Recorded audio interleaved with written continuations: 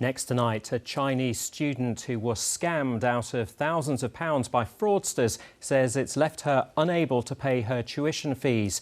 Chen is a master's student at Southampton University and says the huge debt means she might not be able to graduate. The local Chinese community is now trying to fundraise for her, as Sophia Seth reports. I think last year is very hard and full of depression. I feel very desperate. The last year has been an ordeal for Chen. After being scammed out of almost £31,000, she's had to take up 2 part-time jobs on top of studying for her master's degree, and her family in China, who she says aren't very well off, have struggled to raise money for her. Chen was scammed in November 2021, a victim of organised gangs who exploit the Chinese respect for authority and made more convincing because the fraudsters knew her passport number and home address in China.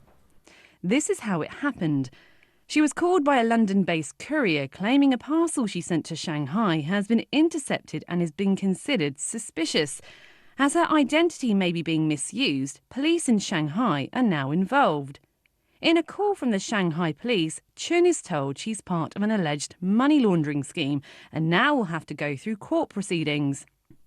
The only way under Chinese law to prove she's not involved is to send the money to the government so they can check she has financial resources. She's told it's a test transaction and the money will be returned after a day or so, but it wasn't. I also feel myself a little bit stupid. I don't know why I get scammed at that time. The worry has caused her to lose weight. Chen is now suffering from depression and has had suicidal thoughts. Because I really feel I'm a burden and made my parents feel so bad. Her student visa runs out at the end of this month, and without raising around £14,000 to pay off her tuition fees, she can't obtain her master's certificate. She worries about having to go back to China without this because she says it will hinder her prospects of getting a highly paid job, and it will be made worse because she believes people back home don't recognise depression as a serious condition. I think in China, they're really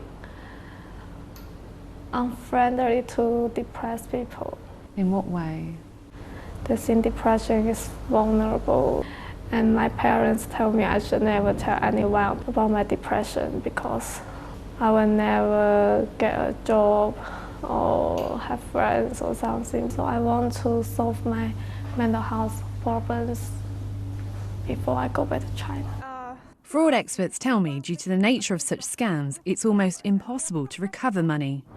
It is very difficult for them to get money back because scammers, they are Chinese, but they are not in China. They are in Southeast Asian countries, Cambodia, Myanmar, Thailand, and the victim, she's based in the UK. As well as this case in Hampshire, we had heard of similar scams happening in Surrey and Sheffield. But in the past year, Sussex police tell us they've now dealt with 3 fraud cases involving Chinese students. I can say almost every Chinese student arrived in the UK, come here to study. They got this kind of phone call said, oh, I'm a Chinese police officer and you are involved in some huge criminal case and I need you to work with me. This kind of phone call, it is very common. Chen is now on medication to help with her depression. The local Chinese association have been showing their support and have started fundraising for her. Chen hopes this will help in some way, but knows time is running out. It made me very nervous and stressful all the time. And of course, our best wishes and thanks to Chen for sharing her story.